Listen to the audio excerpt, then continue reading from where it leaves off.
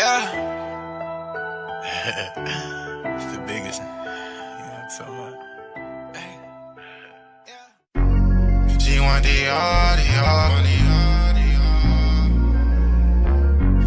She want the Hey, what's up, y'all? I am your host, Izumi, and we are reporting live from Los Angeles, California, and we are on PIC TV Network on Roku TV. And if you're not tuning in right now, you better tune in because you do not want to miss the latest and hottest indie music videos, fashion, celebrity news, interviews, and so much more for you guys that we're going to bring a home for all indie artists and all genres of music. So we are the streets, we are the culture, and we are the content. Stay tuned, Roundtable TV.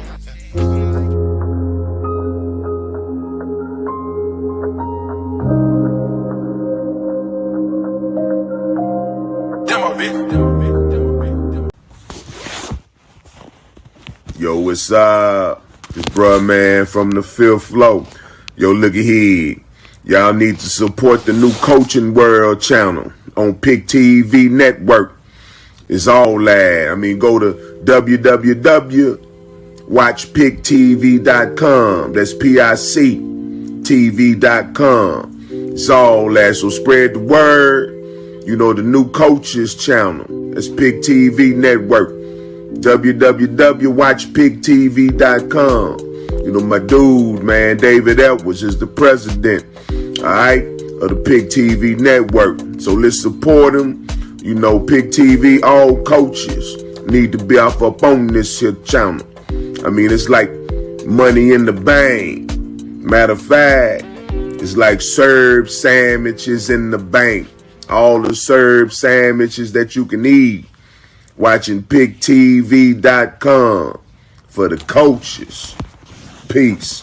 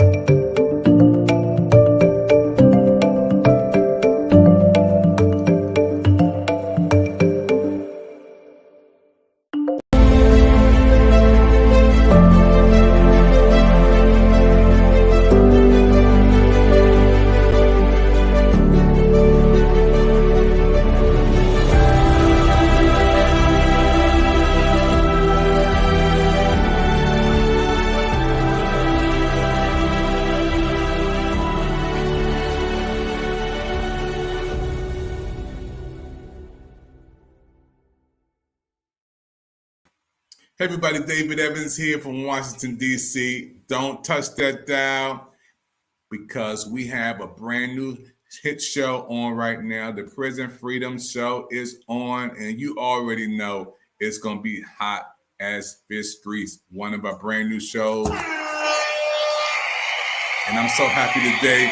I have my co-host, my right-hand man for this show, Brother O, is here in the screen with me. We beaming this in, folks, from D.C. to Chicago. Want to thank everybody for watching. Don't forget to go to www.watchpictv.com.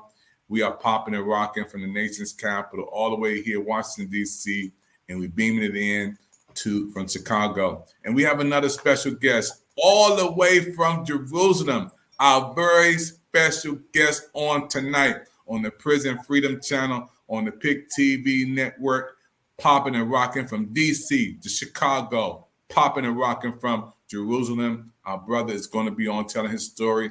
I'm going to get out the way. Brother, every time a patient is my special co-host today, we're going to bring you in, man, and tell the whole world how you feeling today. How's Chicago treating you, Brother O?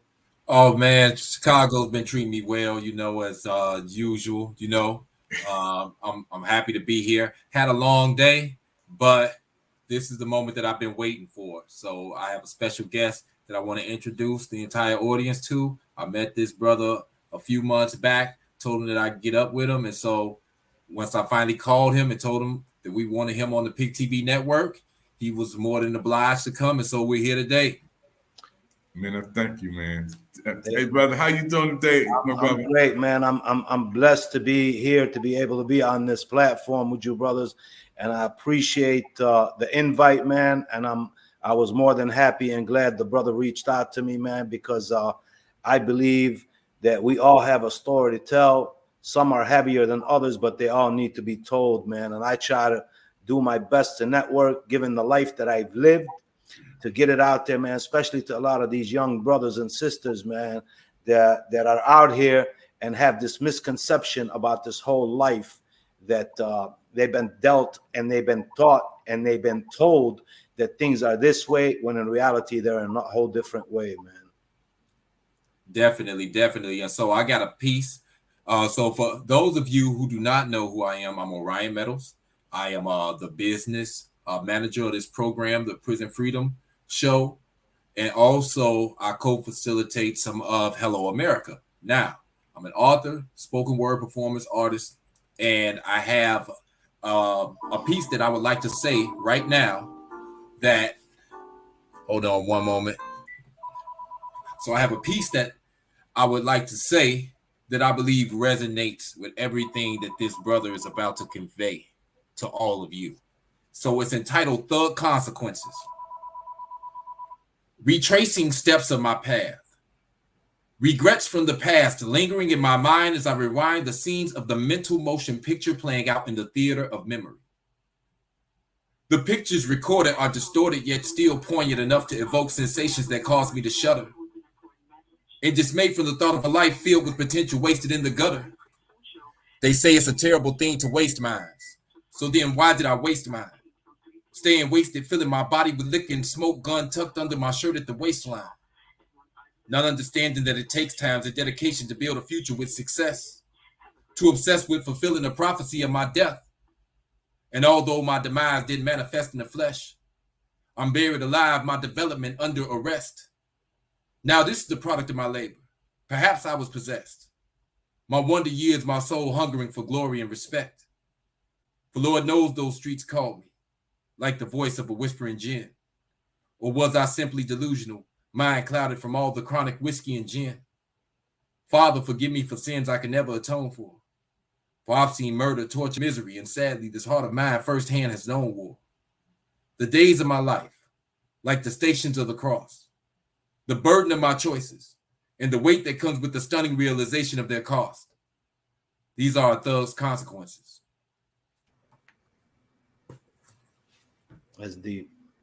And so that was from my publication entitled Inside the Box, one of my 3 publications. And I just felt like it resonated exactly with, your book and the message that you're trying to convey to the masses. So without further ado, I give you Brother Imad Sadah. And I'd just like for you to tell us about yourself. So you grew up on the south side of Chicago. Yes, but I'll start with my birthplace. Okay. I was actually born in Jerusalem in 1966, August of 1966. Less than a year later, what was known as half of historical Palestine was invaded by what's called the newly created state of Israel, which is basically made up of European Jews who left Europe and came to Palestine in the early 1900s. They established a country with the help of the United Nations, United States, and England in particular. And they took half of my country and exiled half of my people. In 1967, they invaded a people who had no military and took the rest of the country, is what you might know as the West Bank, Gaza, and in East Jerusalem. So I was less than a year old when I lost my freedom as an individual who identifies himself as a Palestinian. The males in my family were imprisoned. My uncle was exiled to Jordan. He came back and did an operation and was arrested through the Jordanian desert. He was part of a group, what is known as the Popular Front for the Liberation of Palestine, led by a Christian leader named George Habash. So most of my life was spent watching the Israelis arrest the males in my household assault and insult the females in my household, including my grandmother and my mother. Spent most of my life, the 12 years there, spent most of the time going from prison to prison with my grandmother, visiting my uncle, my father, or my grandfather. And my father and grandfather weren't in there long. They would stints, a year here. And my uncle was sentenced to 125 years in prison for his political views and his freedom fighting tactics. So I grew up there, poor. We hardly had anything to eat. We were a poor family. We lived on rations from the United Nations. We received a 100-pound bag of flour once a month, a can of grease, and sugar and salt. And this is what we ate, basically, for most of those 12 years. And my dad had migrated to the United States in 1973. His sister pulled him out of there. And I came to the United States in 1978. I had just turned 12 years old. I moved into the Marquette Park area. In 1978, Marquette Park was still heavily infested with racist individuals. They actually had professionally painted swastikas with white power. For instance, on 71st and between Rockwell and Artesian, there was a building there. I remember it distinctly. And I've had to endure. I didn't speak any English. I went to Marquette Park School. I had to endure. I didn't know at the time what these white kids and even some Spanish kids who grew up with whites were saying to me. And finally, it didn't take me long to learn English. I realized they were calling me a camel jockey, a sand nigger, a towel head, and things like that. So I fought for that whole. They didn't understand that I was coming from a country that was fighting already, and we had to endure and deal with individuals who walked around with M16s and Uzis shooting at us. So to come here and have to deal with somebody who wants to be racist towards me, who doesn't have a Uzi and an M16, was an easy tactic for me. It was easy to deal with, and it was a fight for the whole year. And I probably, when I say I had 50 fights that year, I'm not exaggerating. It's probably more than that. Finally, we moved to the back of the yards, which you're familiar with. My father was a heavy-handed individual. He was a proud man, but he was heavy-handed. He beat up mom. He beat up the kids. Finally, I ran away from home, and I found refuge with the local gang who took care of me. Back then, things were different. Who took care of me like they were my brothers. Their moms were like my mom. Their fathers were like my father. They gave me shelter, food, and so on and so on. In 1985, I went to state prison. I got out in 1987. If you remember, 1987, the drug game was so heavy that, I tried to stay away from it, man. But I got out. One of my best friends who I left didn't have $5 in his pocket. We used to cruise all night, on $5 of gas and gather $5 just to get a nickel bag of weed to smoke some weed. He was basically almost a multi-millionaire. So he kind of invited me in. I rejected, and I already learned a trade in state prison. I became a body man, a certified body man, auto body man that I learned in prison, and I stayed with that. Finally, I fell to the game, man. There was so much money to be made that I fell to that game, and I probably became one of the biggest drug dealers in my area. And was arrested in 1992 by the FBI and DEA for a conspiracy to possess with intent to distribute multi-kilos of cocaine. And I spent 13 years in prison there, and it was African-American brothers who basically educated me about my religion and invited me to come to services. It took me about 3 years to go to services because I felt like I came in without religion. I'm not going to break down and ask God to help me out because I'm in jail now, because it would be almost like I'm a hypocrite. So I said, you go, you worship God. I came in not worshiping God. Actually, when the feds arrested me, you could almost call me an atheist. I didn't believe in anything.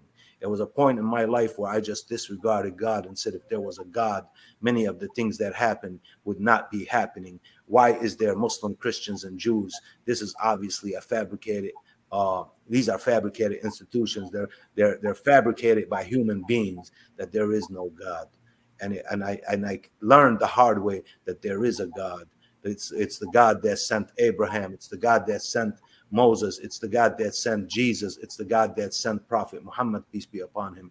This is why we say he is he is the protector of Abraham, or we should say he is the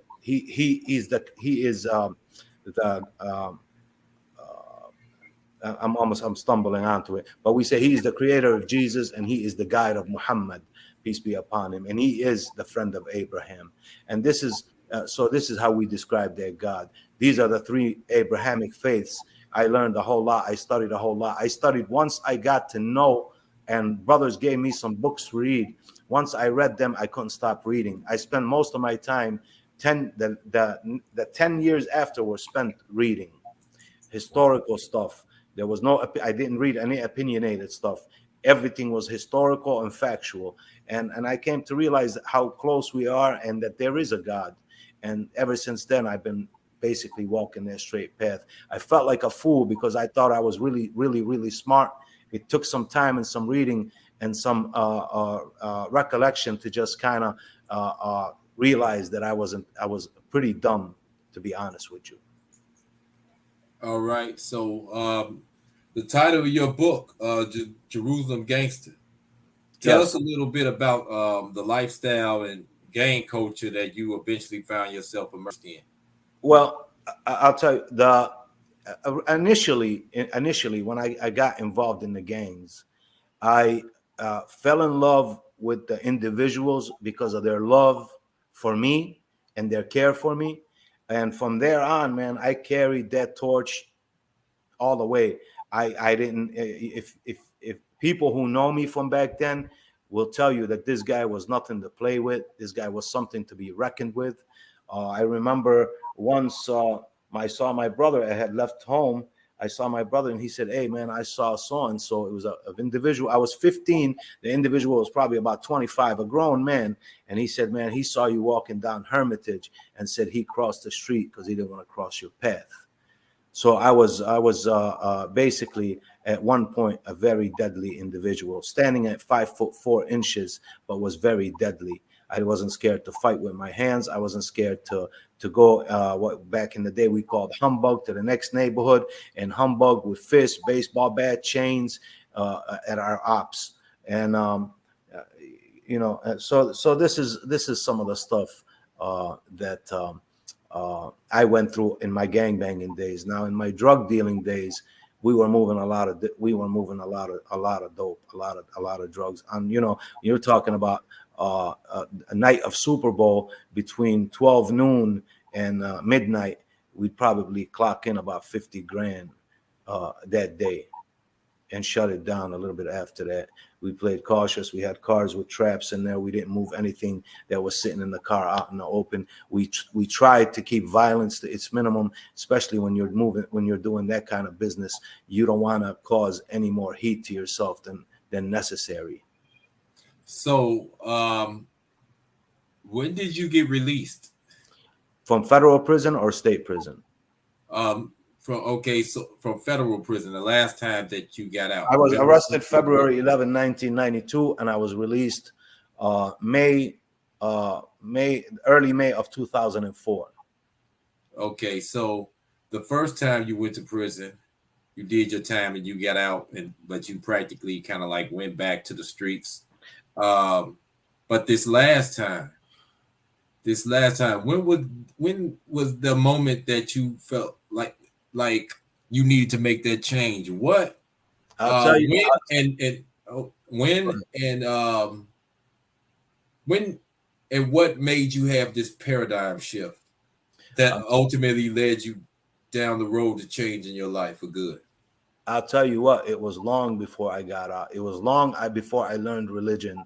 It was long before I said to myself, I'm going to go straight because it's the right thing to do.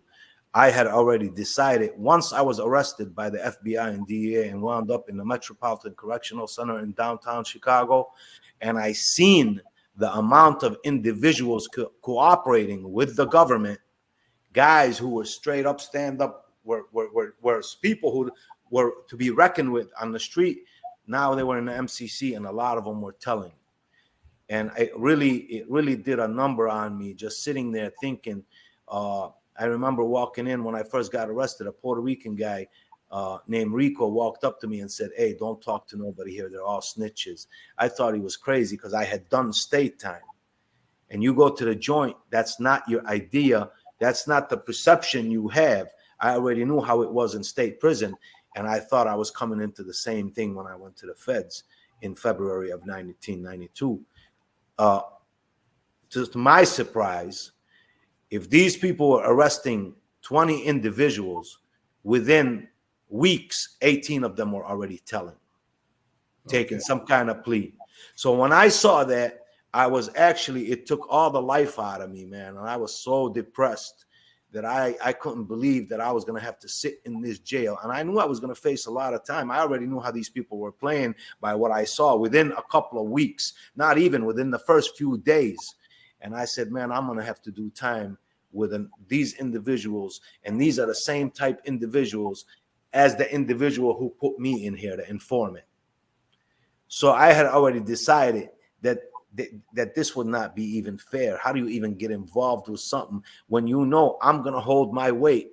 I'm going to hold water. I'm not going to talk. I'm not going to do nothing. And all these guys are just telling. So it really depressed the crap out of me, man. And that's when I realized that I was just going to go straight, because that's not the team I chose. The team I chose was totally different, man. The team I chose was a team of stand-up individuals that no matter what happens, man, you stand strong, you take your own weight, you don't talk on people, you don't snitch on people. That's not the way we play things. And that's what a real gangster is. A gangster is not a guy who's on the street pulling hits, selling dope, living the street life, and as soon as he gets popped, he starts telling everything. And then once he's released, or once he's sitting in jail doing the little time that he received for cooperating with the government, he's a gangster again. That's not what a gangster is, man. So when I saw that, I realized that I wanted no part of that no more, man. All right. So before we leave, what do you want readers to take away from the Jerusalem Gangster? Well, a few things. I want to, at least the most important thing is for individuals living in this society, is that people even all around the world are living hard. I want people to understand the Palestinian issue, that brothers who suffer in this country, we suffer just the same. We have a lot in common. Three, I want individuals to take a look at the life and the things that down the line at the end of the book, where you see that I get my life together, I could have done that long before that. And no matter what the trials and tribulations you go through, the life I lived, there's a name for it, man, and it's called Jimmy Dean. Live fast, die young. I mean, I could imagine people were probably taking bets that I wouldn't be alive by the end of summer, or at least be in jail for the rest of my life. And now look at this. From that, I ran businesses. Since I've been out of prison, I ran 4 different businesses, and they were good businesses, money-making businesses. It was hard. But I did it. And that it's the sooner you realize that life that I lived is a short-lived life, and whatever you make out of it, you're gonna lose it eventually. The education, man. If I could bring time back, bro, I would not come out of school, bro. You would have to beat me out of school, man. But at the time, I thought it was the coolest thing not to have to go to school and hang out with the boys in the neighborhood and so on and so on.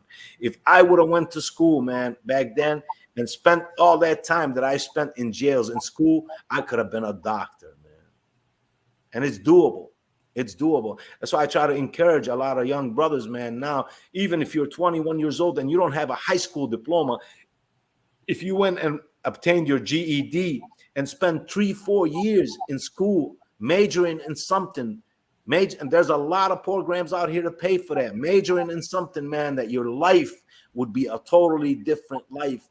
You don't have to die, man, and live in a sense to say, like a lot of brothers think. There's been questions and there's been studies, especially the African-American brothers, even some, Hispanics, how long do you expect to live? And they don't even go over 25, 20 years old at their estimation, man. And I understand it because my job right now is I get a call at the hospital whenever somebody is shot. So I see how they come in, bro. And people are getting shot left and right.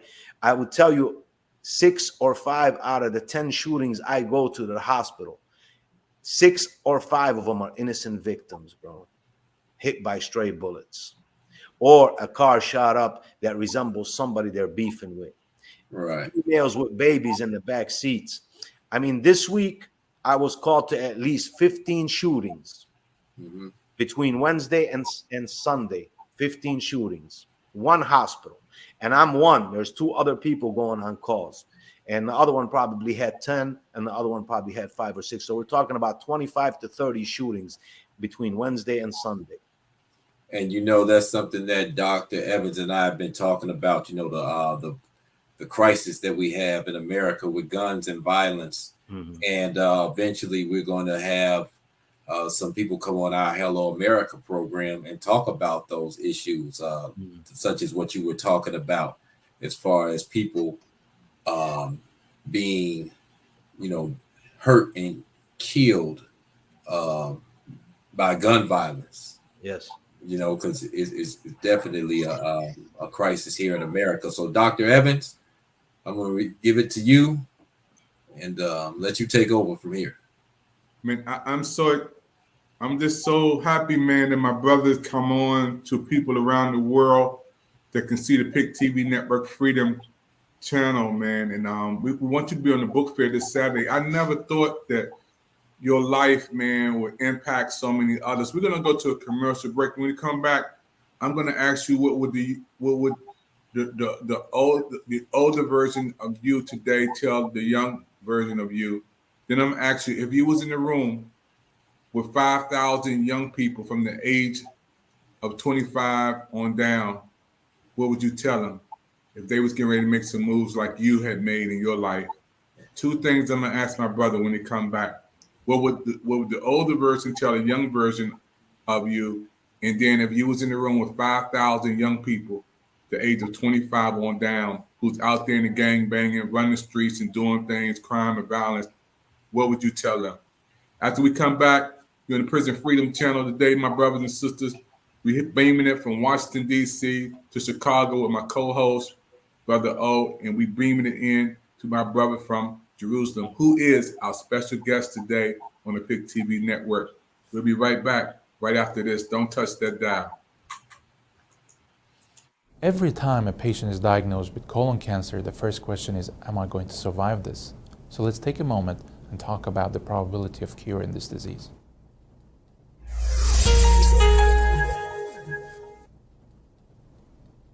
Using multi-modality treatment, meaning combination of surgery with and without radiation and chemotherapy, we have significantly improved the outcomes and survival of patients with colon cancer through all the stages from 1 to 4.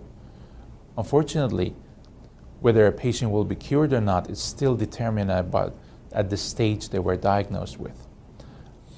The more advanced the tumor, the lower the likelihood of a cure. A stage 1 tumor that has not even penetrated through the wall of the colon can expect it to be cured in 93% or more percent of the time. Once the tumor starts to grow through the wall, things become more complicated because it's not only the size of the tumor at that point, but also how aggressive it is, what the different biology is. And there's a lot of research in trying to determine today the risk groups and the genetic factors that determine how aggressive a tumor is. But for now, we have to go by what we have, and this is the size of the tumor and whether lymph nodes are involved or other organs are involved. So a stage 2 tumor, which would mean a tumor through the wall but not in the lymph nodes yet, can expect to be cured in anywhere between 75 to 85% of the time. And this is because there are small tumor cells that have already left that we might not see originally, so the tumor was a higher stage, or it's just a more aggressive tumor. In stage 3 disease, meaning the tumor has spread to the lymph nodes already.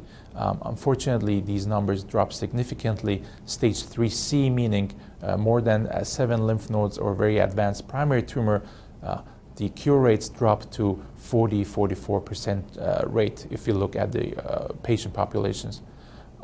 In stage 4 disease, the 5-year survival rate is quoted as around 8%, which means there is a subset that still might be cured using optimal treatment. All of these numbers are historical, and we hope that in 2013, combining chemotherapy in early stage disease, we might be able to achieve better results.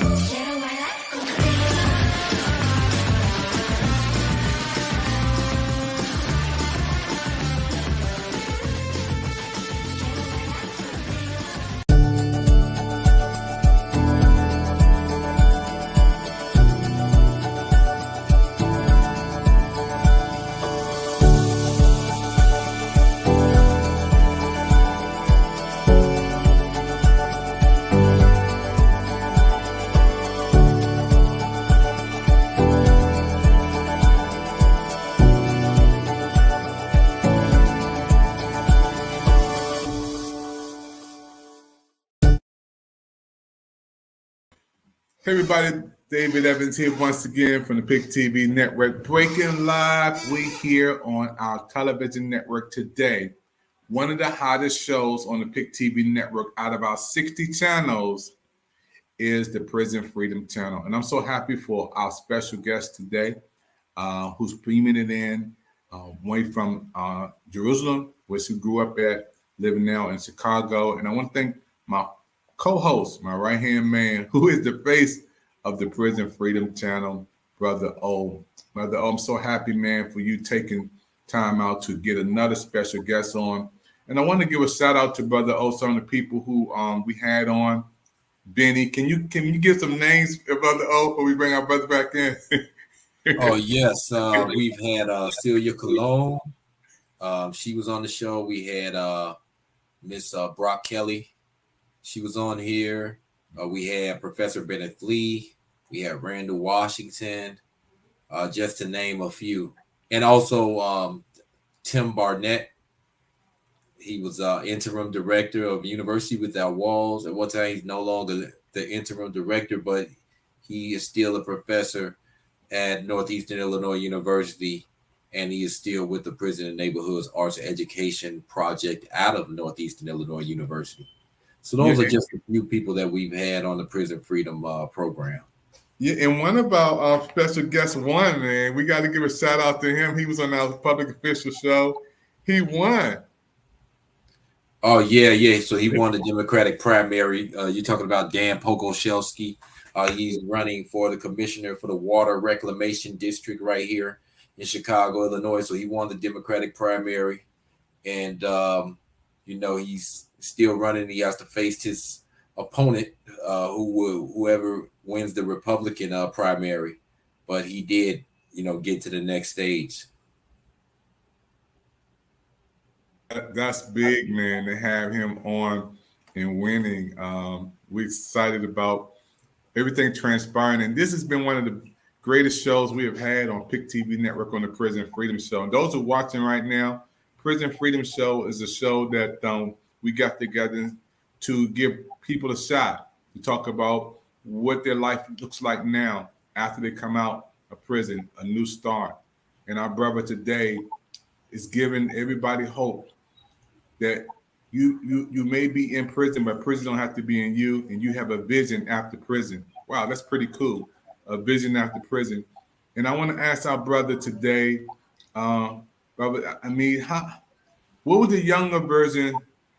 you tell the younger version of you today? Man, I never forget I was about 14 years old, and I was out there gangbanging. I remember the conversation like it was yesterday. And one of my older guys, one of my older boys, Mario, rest in peace, he's gone now. He came up to me, it was a school day, and he said, man, why you out of school? And I said, man, you know, F school, man. I'm out here in the hood with my boys. And he said, man, go back to school. You're going to regret it. I never, ever forget that conversation, man.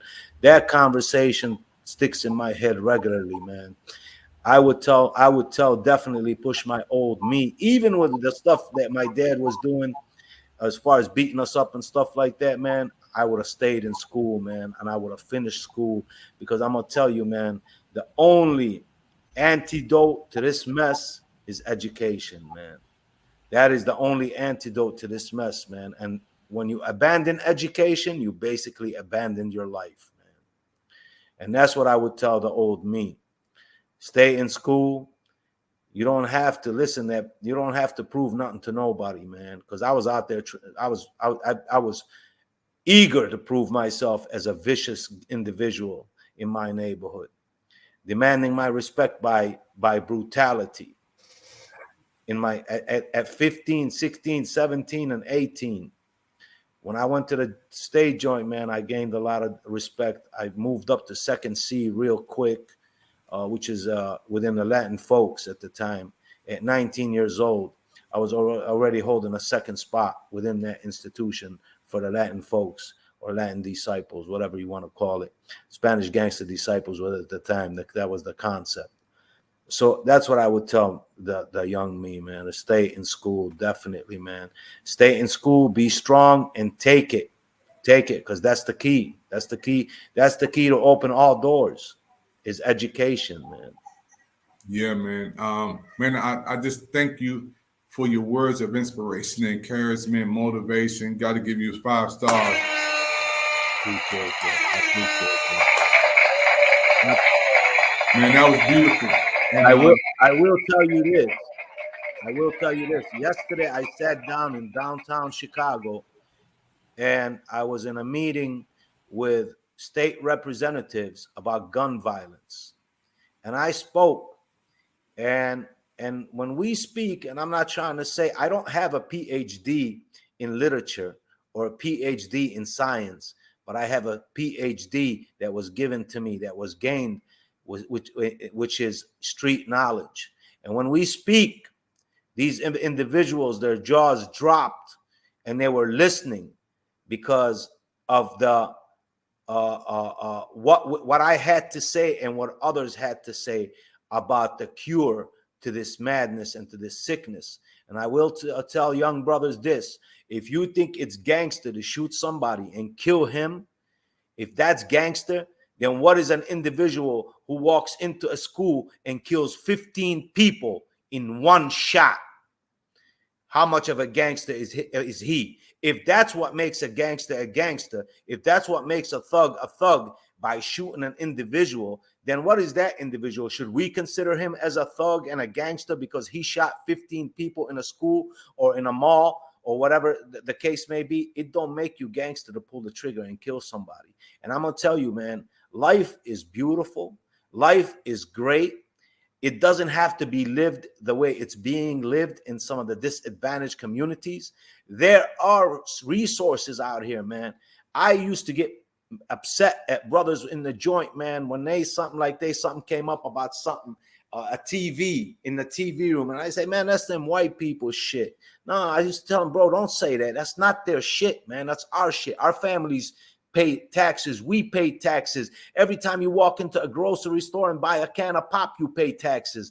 Oh, that's not them. Why are you legitimizing what they think about us, that this is their stuff? That's not their stuff. So there's a lot of resources out here to help young brothers, man, to help themselves, whether it's free schooling, free trade. You just got to reach out, man. I work with organizations in the city of Chicago that offer these things, man. But I understand why brothers are reluctant to get involved. See, because the disadvantaged community has been lied to and conned so much that we are to a point that anybody comes to us with anything good, we think it is a con. And I constantly have to tell dudes, man, I don't want no money from you. I'm not trying to sell you nothing. I'm not trying to get no money from you. I'm trying to help you so you help yourself and move on. And it's not far-fetched to have a house, a car, and a family in a decent neighborhood after you get your education and get you a decent job, because these people ain't scared of somebody with a gun. They have tanks, planes, machine guns, and everything else. They have armies, but they are terrified of an educated minority, whether it be a Hispanic, African American, Arab, whatever the case may be, man. And that's the key to everything, is education, man. And the strongest person is the one that holds his anger, man. Brothers are out here killing each other over just bumping into each other. If you bump somebody, you wind up getting killed, man. You're killing somebody because they bumped you, because they cut you off, because he said something to you, and said something to your sister or your girl or whatever the case may be, man. You take somebody's life like that, man. But I understand, like I always say, man, this is historical trauma, man. It has to be dealt with. Like I told the politicians, this is a social issue, not so much as a criminal issue. A social issue which has turned into a criminal issue, and there needs to be help. Mental illness is real and serious, man. It has been the most neglected disease in the world, man. When you talk about, there's been studies for cancer, diabetes, and everything, nothing for mental illness, and it's serious. It's out here bad.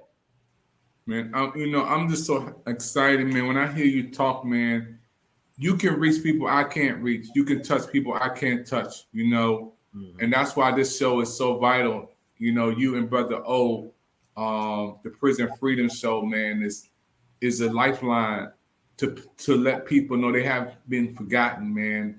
I got a brother who I love so much, Raymond Carter Jr. He got in prison when he was in his teens, and he's in prison right now. He's almost 48 years old. And Brother O talked to him. It's my godson. He was just driving down the street with his boys 20-something years ago down south on the road, got pulled over, and been in prison ever since, man. But you give him hope. He's going to watch the show. You give him hope and inspiration. What do you tell if you were in a room with 5,000 young people, man? Some of them are gangbangers, some of them are on drugs, selling drugs, some of them out there shooting, killing and robbing and breaking in places. Brothers and sisters, what would you tell them? You at the podium, you got 5,000 people in your room right now, only them. The doors are closed. The playground is over. It's just you and them talking. What would you say? Well, I'll say this. I'll say that what you might hear me say right now might sound lame to you. It might sound like a preacher talking to you, but I'm far from a preacher and I'm far from a lame individual. Okay, I ran a gang. I was an individual who was feared once upon, and I'm not bragging about nothing. I'm just validating myself, because nothing else validates me but me and my history and my background, which is my history. I will tell you this, that education is the most important thing to get to. This is the path I walked, others have walked it with me, but those others, they're not here to talk about it. And I guarantee you, if they were asked, is it better to be alive or to be dead? The answer would be they would rather be alive and see their families and their nephews that they never met and never will meet. So it is important to educate yourself. It is important to stay in within education. It is important to reach out, man, to individuals if you have a problem to deal with. It's not masculine to react violently and grab a pistol and shoot someone. Like I said, it's not gangster to shoot someone, because the madman that walked into that school in Texas, outside the school or into the school, and killed 17 babies, is that gangster because he killed 70? Was he 17 times gangster than you?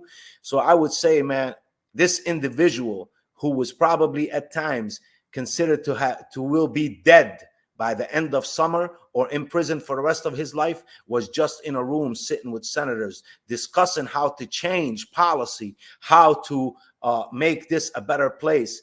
I can argue with the best, whether it's historical, whether it's religion, and so on and so on. How I did that? By reading, by understanding, and I gained the utmost respect when I talk to individuals. So I would say, just like I'm able to do that kind of stuff, just like I have done that, you can do that also. The future is bright.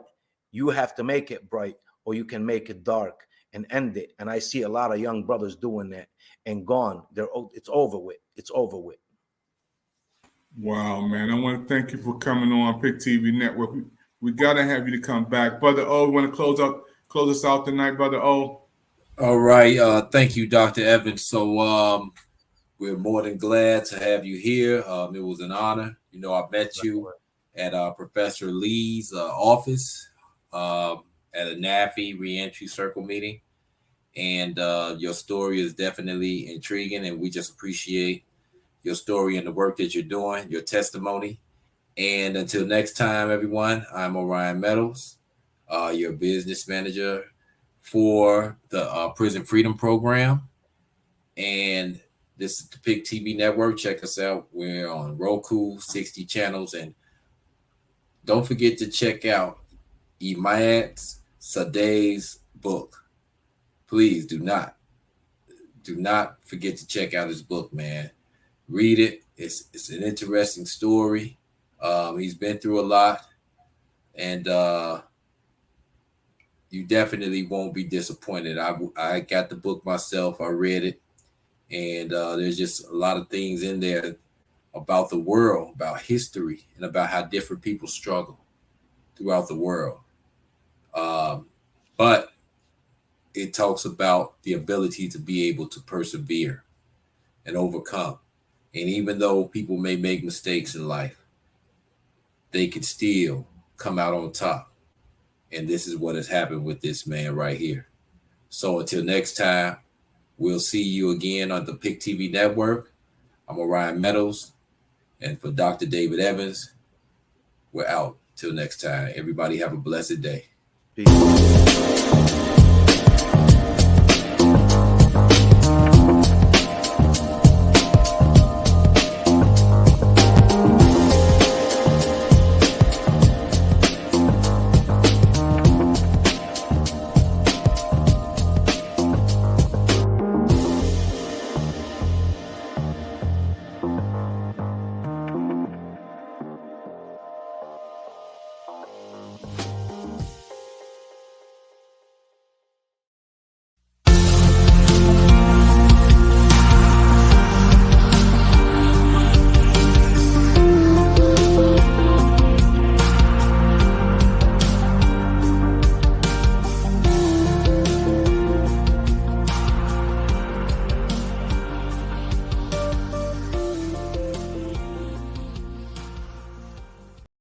Shout out to PIC TV Network. Check them out. Black owned and operated. Let's support each other. I'm Zeke with the Universal Circus.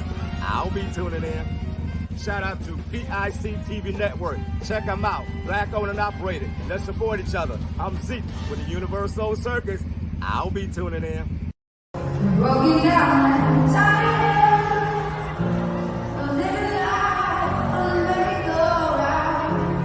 And you can't come down higher. I see them, so we're walking out.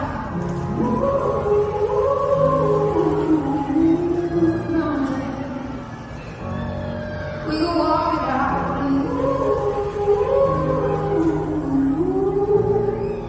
I'm dead. And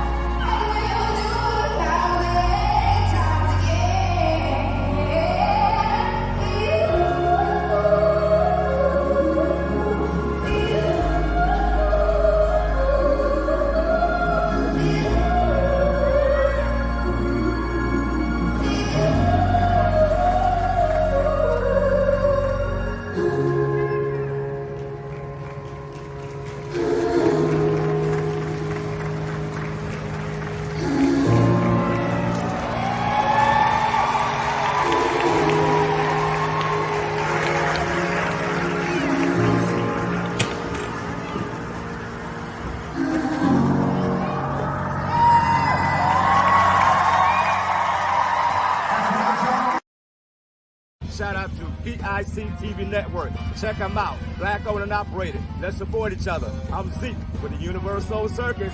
I'll be tuning in. Shout out to PIC TV Network. Check them out. Black owned and operated. Let's support each other. I'm Zeke with the Universal Circus. I'll be tuning in. Yo, what's up? This bruh man from the fifth floor. Yo, look at here. Y'all need to support the new Coaching World channel on PIC TV Network. It's all that. I mean, go to www.watchpictv.com. That's PIC TV.com. It's all that. So spread the word. You know, the new Coaches channel. That's PIC TV Network. www.watchpictv.com. You know, my dude, man, David Edwards is the president, all right, of the PIC TV Network. So let's support him. You know, PIC TV, all coaches need to be off up on this here channel. I mean, it's like money in the bank. Matter of fact, it's like Serb sandwiches in the bank. All the Serb sandwiches that you can eat. Watching PICTV.com for the coaches. Peace.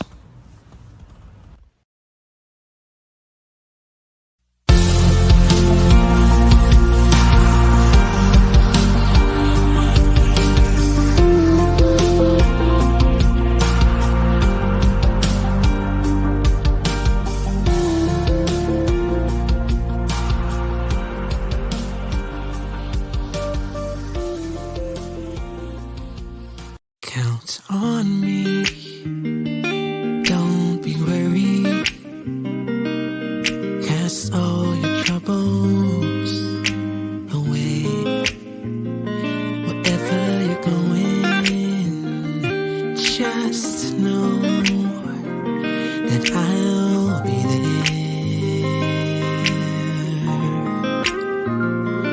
Count on me. Put on your smile. No need to frown, 'cause I'm here.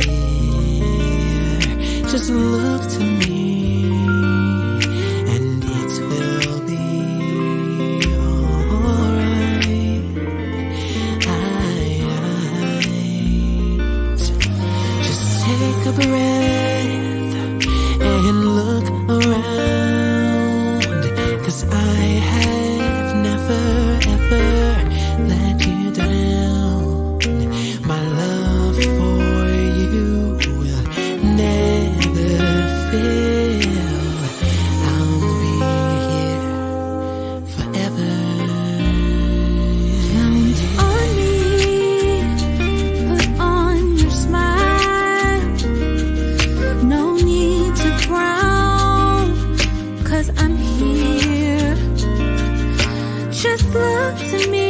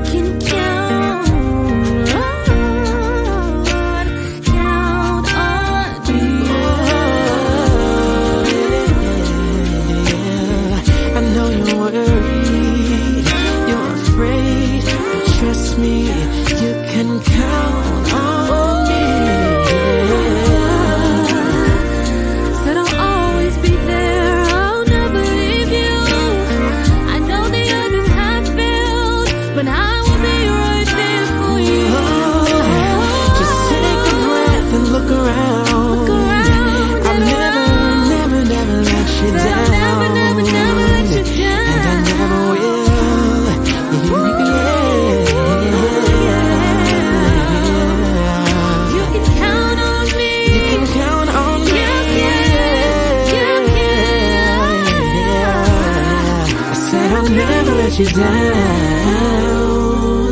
People come and they go, I'll never but leave. I'll be. You can count on me.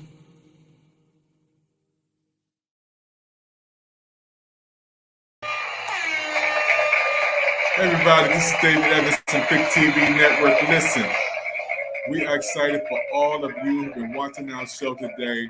The Prison Freedom Show was amazing. From Washington, D.C., all the way to Chicago with Brother O, my co-host, to Jerusalem. This is the first time we ever hit Jerusalem, which is amazing. My brother put it down.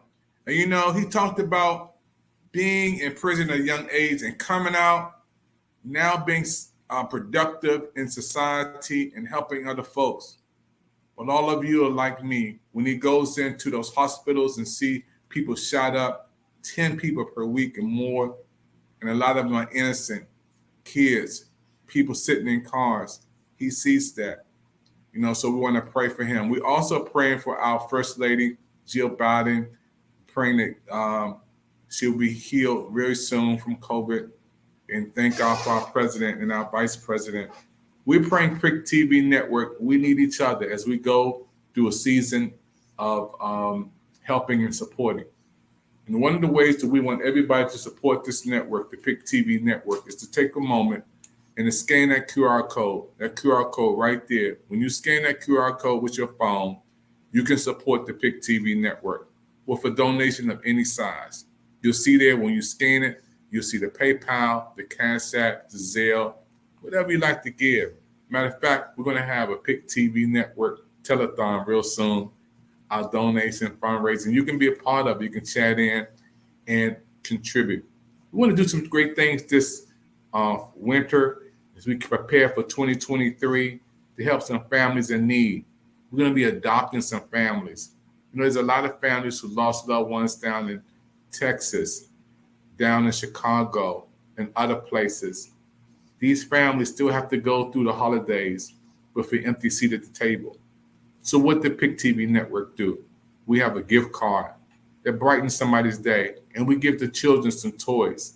This is called Project Smiles from the Pick TV Network.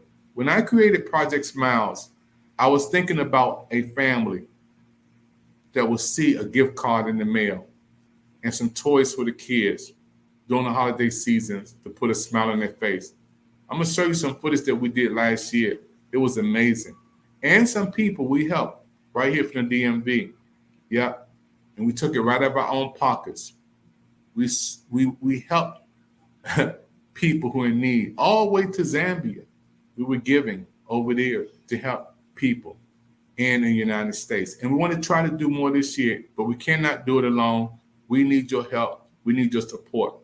Take a moment, scan that QR code, Pick TV Network QR code right there. When you scan that QR code, you can contribute to help our television network grow and do some great things.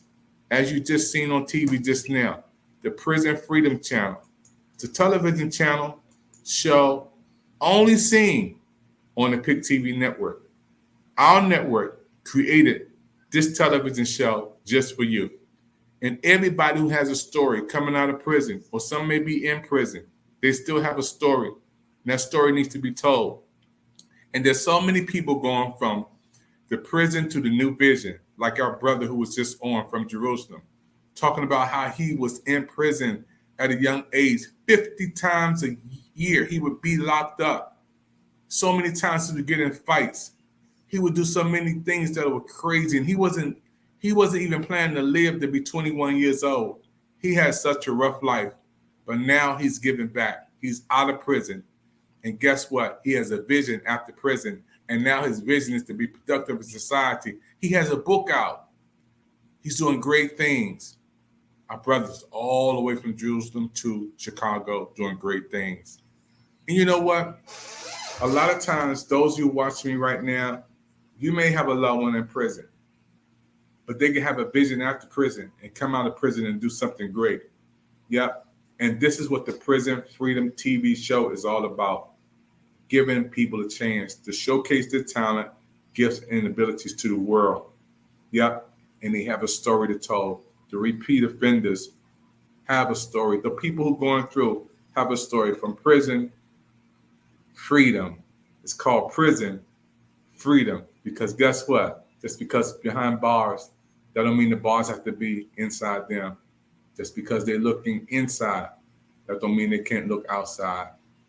And I want you to help us. Scan that QR code, support the PIC TV network. Do it today. And don't forget, we have a brand new coaching channel show on right now. And one of the biggest stars in Hollywood gave us a promo. You already seen Bro Man from the 5th floor of Mont Lawn show. But I got another surprise guest. You are going to be amazed at this Hollywood star. You've seen him on the King Comedy. You've seen him on his own television show. You've seen him do some great things on the movie screen. And now he has a promo on the PIC TV network. The one, the only, Cedric, the entertainer, right here on PIC TV network with promo that's so amazing. We're going to play that promo. And I want you to see it. I want you to be encouraged. I want you to like and share. Matter of fact, it's on Instagram right now, the PIC TV network on Instagram. Go over to Instagram, see the PIC TV network with Cedric the entertainer giving us so much love. Like and share it. Push it out there. Tell everybody about it. This is big for our network, folks. My name is David Evans, your president of PIC TV network.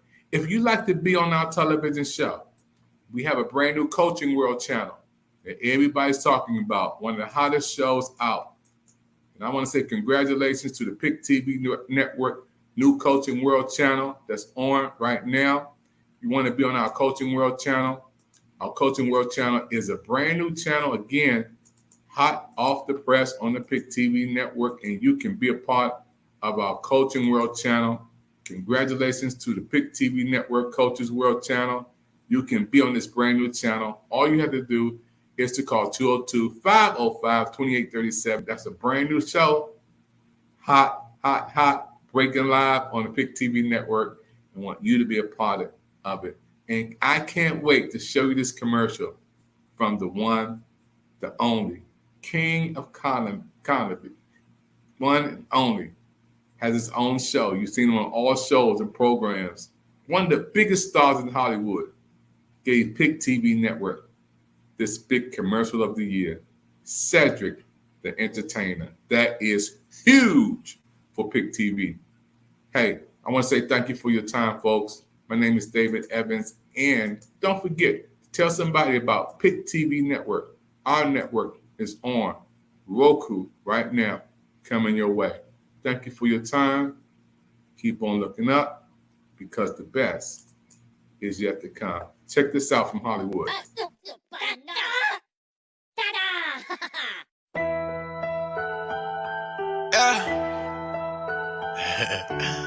the biggest. Yeah, so hey. Yeah.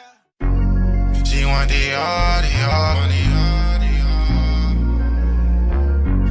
G1 Dior. Hey, what's up, y'all? I am your host, Izumi, and we are reporting live from Los Angeles, California, and we are on PIC TV Network on Roku TV. And if you're not tuning in right now, you better tune in because you do not want to miss the latest and hottest indie music videos, fashion, celebrity news, interviews, and so much more for you guys that we're going to bring a home for all indie artists and all genres of music. So we are the streets, we are the culture, and we are the content. Stay tuned, Roundtable TV.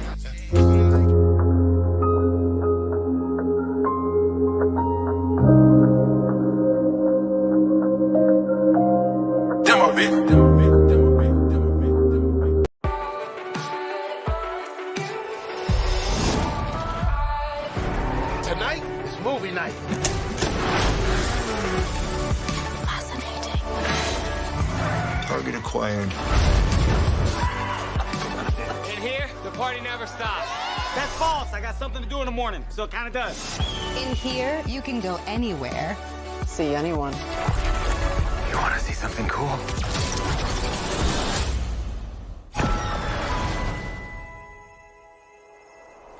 You knew how to get into my dad's garage. Take it easy. We have the same scar. Right here. And you're wearing my dad's watch. for me. There once was. Where are you going?